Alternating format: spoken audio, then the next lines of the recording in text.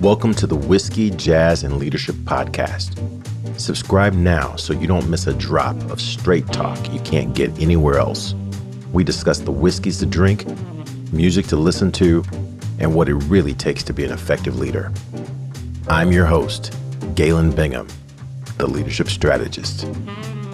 Tonight's guest, engineer, speaker, and CEO of Whitman Consulting, Andre Thornton. Hey, what you drinking? You know, I'm still sipping on that last bottle that I cracked open for the conversation that you heard last week. But I got a brand new bottle because I got a brand new guest. And this guest is someone that I usually only get to hang out with once a year. And every time I hang out with him, it's usually in passing. But I have always sensed a kindred spirit. I've always sensed that there was something there that my soul just needed to get to know. And when I had a chance to hang out with him this past year, it was just validated. And so with that, I want to introduce my boy, because again, I just feel there's connection here. There's a kindred connection here. Mr. Andre Thornton, come on in, man. What's going on with you? Galen, it's good to see you, man. Oh man, this conversation has been wanting to happen for years. It's been wanting to happen for years. I'm glad you finally answered the call. I think you're exactly right. There's a kindred spirit. There's a destiny around us connecting. This conversation is a part of that. And I'm excited to just have our first kind of formal conversation where we're going to really get into each other's heads a little bit, because we do this very similar work. And every time I hear something that you say, I'm like, oh man, let me write that down. That's a nugget. So I'm excited to go deeper on some of these things. Hey man, well let's do it. Let's get into it. Well, my listeners know that there is a very, very important question that I gotta ask to kick this off. As a matter of fact, they don't even know what we've been talking about. They've used this opportunity to go get a refill on their drinks. So I'm gonna wake the audience up by asking this incredibly important question, and that is, so what you drinking? Oh, this is a question. I mean, I could talk for a little bit about this, but I'm going to make this as succinct as possible. So coming up as a young tyke, I got, hate to just go stereotypical, but I was just standard Hennessy Cavassier guy, right? And that was based on who I saw around me and what they were doing. And I was dark liquor. And then I had the most interesting experience that when I look back on it, this was the pivotal moment that made me make a change. I was at a party. It was, I'm in my mid-20s. It was a very intense party. And I'd never been in a situation like this, but it was like, hey, like shot after shot after shot, like the guys, we were going after it, right? And so I stepped up. But the thing we were drinking at the time was gin.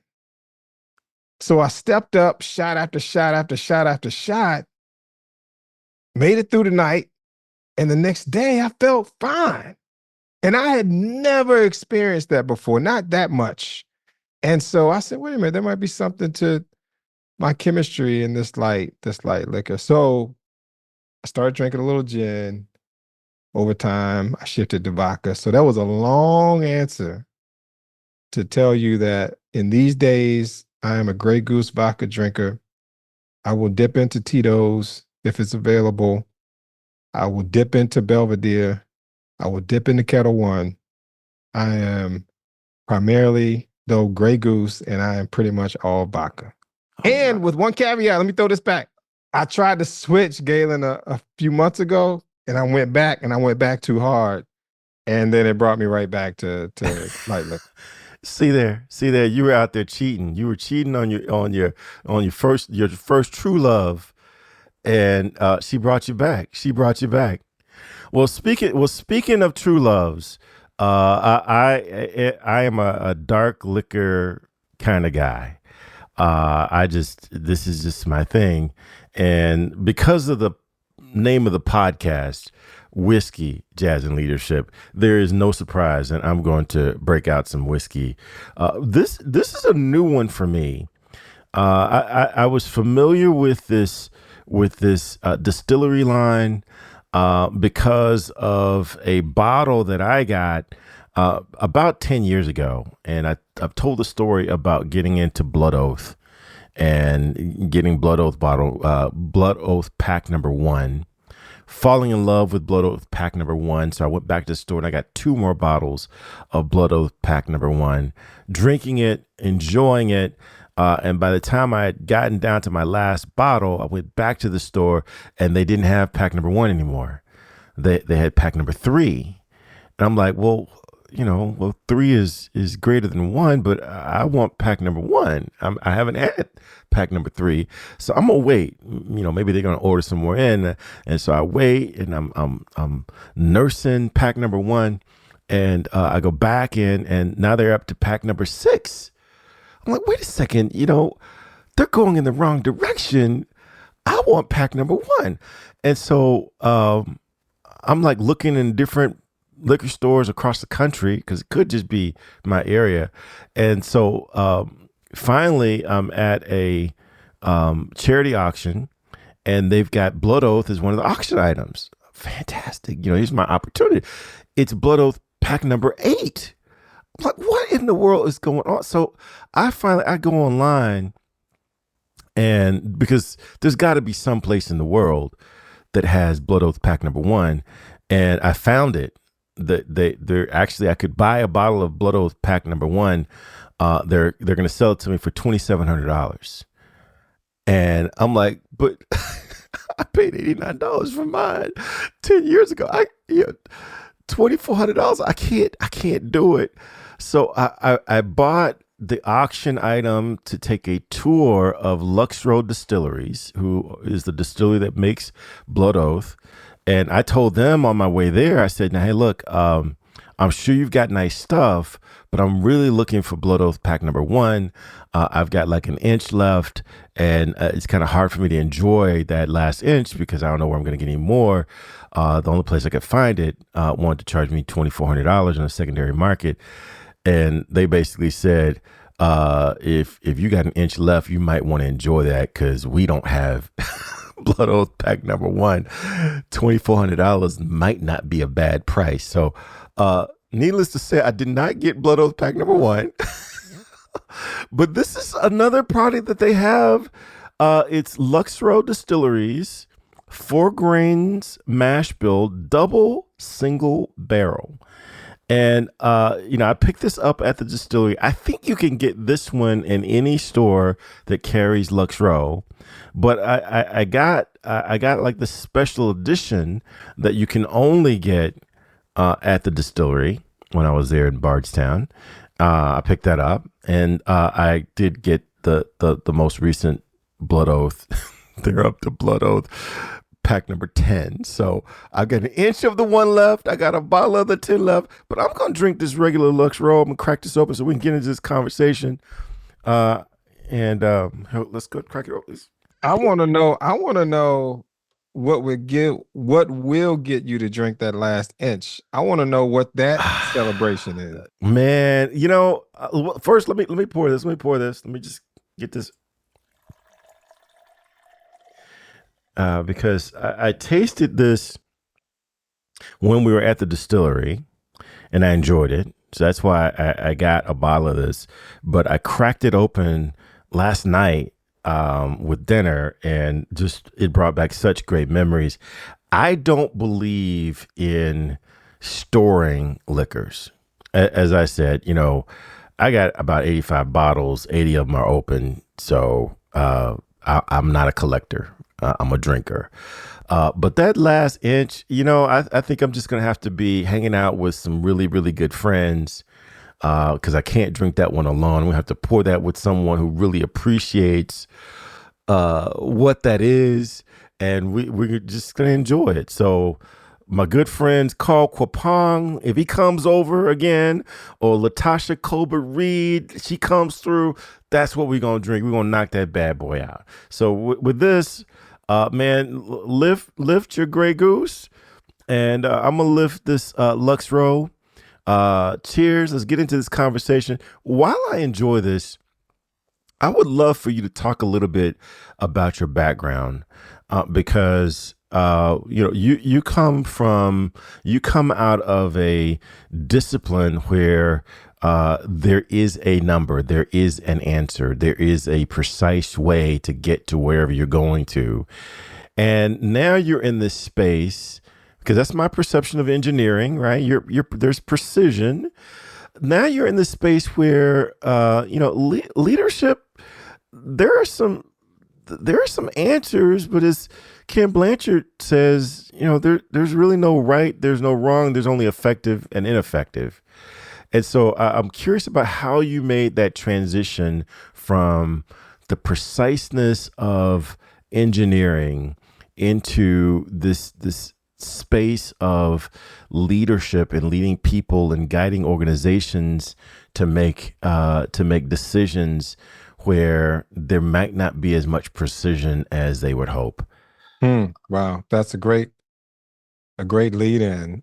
I mean, you mentioned engineering. I'm a mechanical engineer by education. And the way this happened, it truly was a journey of curiosity and purpose. And let me tell you what I mean by that. So I'm first generation in my immediate family to, like corporate America, right? So I'm being introduced to getting a degree in engineering, getting a job. And I'm kind of figuring it out as I go. And so my first job was building fighter jets. I mean, for an engineer, that is quite a way to start, right? It's like you have engineering, you have the math and science, and then you have the application of it. That's engineering. So when I got to this job, it was Lockheed Martin, Marietta, Georgia. It was like, okay, this is what it's all about. It's about applying this math and science to make stuff like fighter jets. So let me master that. I need to learn how to do this. So I did that for a few years. And then I said, you know what? What's really going on around here is business. It only makes sense if it makes money, right? So let me go back and get my MBA because I missed that part. I didn't realize this was truly, there's some business acumen. So let me figure that out. So I went to school, got the MBA in finance, fascinated by this one class in investment banking I took that I didn't know what an investment banker was. So I took the class and so after that class, I said, now I want to work in finance. So I ended up getting this job at Lockheed that was in finance, that was putting business deals together to sell airplanes internationally. So I thought this was it. I'm learning the business. Because of that, and I was switching careers 4 times while I was there. I didn't know this was going to happen, but I moved into senior leadership. And now I had this team back in engineering of 1,300 people and realized that it had nothing to do with what I knew. It had everything to do with what they knew and what they did. So then it hit me, you know what? It's all about people. And at the same time, Galen, there's a spiritual side of this for me, where around that time where I moved into that executive role, I had a mission trip to Africa. And while on that trip, there was a moment there in Niger, Africa, that I got clarity in what I felt like my purpose was. And it was to develop people and lift up people. So you combine that with having this big team, realizing it's about people. And then once I turned on the interest in people, the engineer in me wouldn't turn it off. So that was 10 years ago. And I haven't been able to turn it off since. So now I call myself a people engineer. And the whole concept for me is how do you help people grow and reach their potential? Because, a lot of it, you mentioned the facts and figures of engineering, a lot of it is art. A lot of it is you take that science and you apply it, but you don't have this exact way to do it. And how can you be most effective? And so the science behind it, but also the art is what's driving me now. And so I've been on this relentless pursuit of understanding how people grow, learning everything I can, putting it into packages, and then using it on myself first to see if it works, and then try to sell it. I love that. I love so much about what you just shared. One of the things that I like to do is get my guests to help me define the name of this podcast, because the name of this podcast fits inside my head, because that's just the way I think. But whiskey, jazz, and leadership, to many, they still can't see the connection. They still can't see the connection. And I talk about how whiskey for me is a social element. The metaphor of it is jazz for me is this period of needing to make things work because they don't work out the box, right? I put the IKEA chair together, and dadgummit, I need another screwdriver. Somebody needs to hit the back of this thing in order for this to fit, right? Just the jazz of figuring out how we're going to get there because the instructions aren't in my language or they're just not fitting. And then for me, and this was the thing that really drove home the fact that I needed to have this conversation with you, is because on your website, you talk about leadership being an action word. And for me, that's how I describe leadership, that marketing is great, strategy is important, social media is incredibly fun, but at the end of the day, someone's got to do something to call it leadership, because otherwise it's just a conversation. So that's how it fits in my head. How does this fit with an engineering kid turned leadership guru? Does this hold water? Does this fit anywhere other than in my head? Well, the surface is, we get together, we're going to have some drinks, listen to some music, and you led me to be here. That was the action, right? We can't leave it that simple, though, right? Because you and I, we think about this stuff too much. So what comes to mind as I think about those three, the whiskey is the thing that takes down inhibitions and allows us to show up more authentic, which I think is a key element in building any relationship and just being at our maximum effectiveness. I see the jazz. So think of it as the whiskey has kind of loosened things up, and now we're showing up more authentic. The jazz is tapping into our creativity. So, me, the engineer, had this hard time coming up in corporate America with things like emotional intelligence. I didn't want to hear about that. I didn't want to hear about creativity. I thought the creative folks were the folks off just making music or making art. To build an airplane, I don't need to know how to sing a song or write a song, right? That's what I thought, until I started studying this and realizing, like, you know what? To build the airplane is one thing, but to imagine that there can be an airplane is another. And that is creativity. That is inspiration, which leads me to leadership. And you're so right. We agree with that. It's action. I see it as inspired action. So leadership is how you bring in that authentic version of us, tapping into our creative, imagining what does not currently exist selves to inspire people to achieve things that maybe they didn't realize not only was possible, but that it was even a thing before we had the conversation. I love it. I love it. So I want to get farther into this opportunity to help some of our listeners. But first, I want you to help my daughter, right? Because one of the things people know is I love whiskey, jazz, leadership, and my daughter, right? Very few public conversations get too deep without me talking about my daughter. And she is, I have always thought, kind of a unique blend because she is incredibly math and science oriented. So you'd appreciate that. She thought she wanted to be in engineering there for the longest time. Now she's thinking, maybe this whole medical school thing, but very math and science oriented. She likes knowing that there is an answer. And she is a talented natural artist where even at the age of 4, when we would go to restaurants and they would give her the little pictures to color, she'd take the crayon, she'd turn the sheet of paper over, she'd trace a doily and then create her own little design on the placemat or the doily, right? Because it just came to her, it was just natural. So this blend of hard left brain to hard right brain. And that's what I heard you describe, right? You were hard left brain, couldn't let it go. Then you found your right brain, and now both sides are talking to each other, creating magic.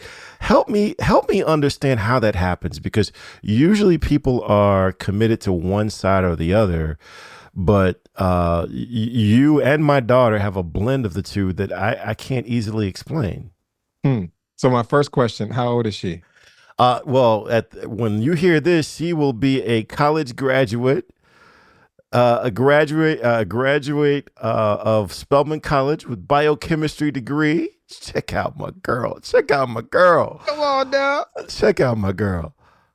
So this coming fall? Yeah. So she'll, yeah. Congratulations. I didn't realize that. So I have a daughter at Hampton who's a junior biology major. Okay. I don't think we made that connection before. See, like-minded, like-spirited. Yeah. So I'll answer that with the thing that got me to buy into the other side, which it doesn't sound like she needs. She taps into art very effectively and willingly. But the thing that got me to realize that it was important, was when someone put it to me this way. And for some reason, I just had not thought about it this way. When I was all left brain logic, left brain, that's, you got to know how things work and process. And they said, well, you're only using half your brain. So what's the other half there? Is this there for space? And you tell that to someone that is growth oriented, and that's going to trigger something. So the interesting part, though, which maybe this would be something to share with her, is how do you maintain the balance of the two and continue to develop both?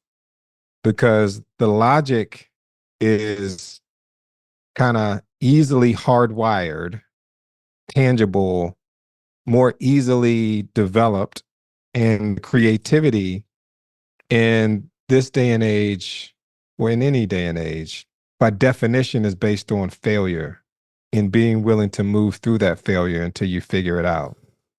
So whatever environment she goes into after school, which a lot of times for someone that's a bio major, but you said biochem? Biochemist. Yeah, biochem. So that could, and I'm not sure what she's planning to do, but a lot of jobs are set up to tie us into left brain logical outcome, tangible work. So if she ends up in a field like that, my recommendation would be to make sure that she continues to work her her right brain, her creative brain, like a muscle. And whatever that is, if that's drawing, if that's whatever it is that she feels inspired to do that is creative for her, so that she doesn't let that atrophy. Because what could happen if she keeps both, and again, I'm not sure, I don't know what she's planning to do, but the people that are able to keep both are the ones that build things that change the world, literally.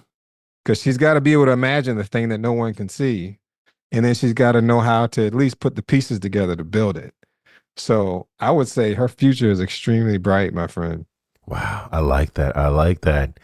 And you're starting to tap into something that I have seen a lot. And I'm going to tell you, when at the beginning stages of my management career, I fell victim to this.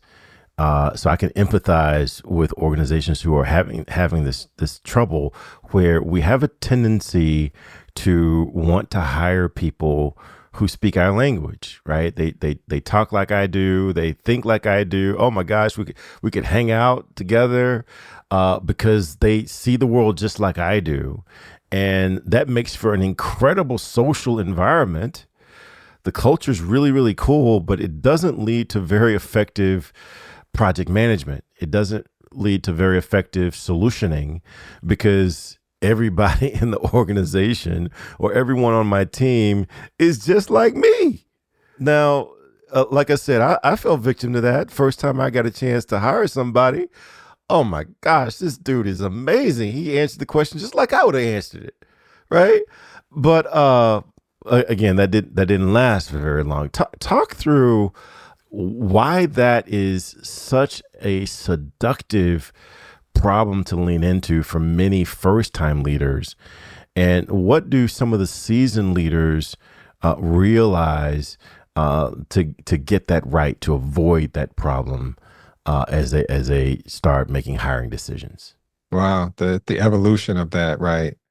So I think the reason for it is there's this natural addiction, intoxication with being right that we have as humans. And it's an important thing, and it's scientific. It makes sense. We need to be right to survive. Like, we need to know, if that's a spider with a little red dot on it and it's black, we need to know if that's something we need to stay away from or not. Like, our lives depend on us being right.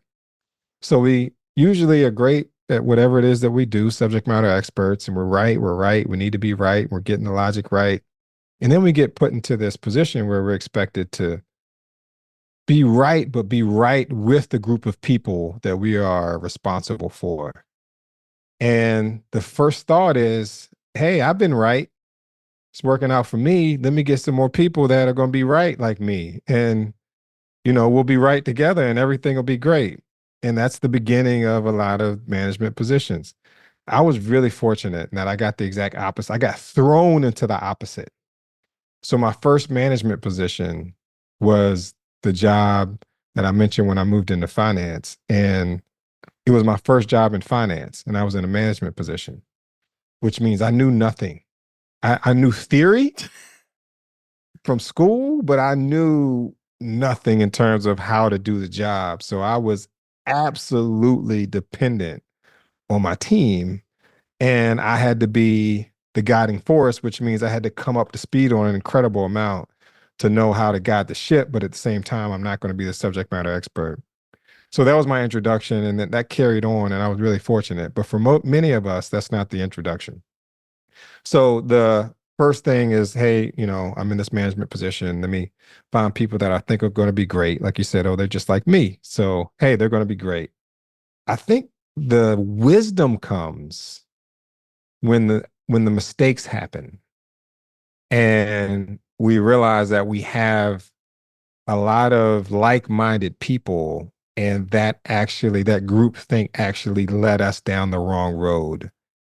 And I think it's the leaders that can have that experience and have the humility to take a step back and evaluate what happened and get the self-awareness around, you know what, I just didn't have the right information. I didn't have the right perspective. And it's because I don't always know the answers, and I'm willing to accept another answer, which is hard. It's hard to be in a situation, and the whole point is I'm wrong. And you've got to tell me something that I don't know. And I'm the quote unquote leader. And I think it comes though with the scars, and the wisdom kicks in. And then you find the best leaders are those that are able to identify intentionally people that think differently, that will bring something that they don't have to the table. And in order to do that as a leader, you have to check your ego, because by definition, you're saying up front, I'm expecting to be wrong, and I need your help. Yo, that was just part 1. Subscribe now so you get part 2 as soon as it is released. Or better, become a VIP so you don't have to wait.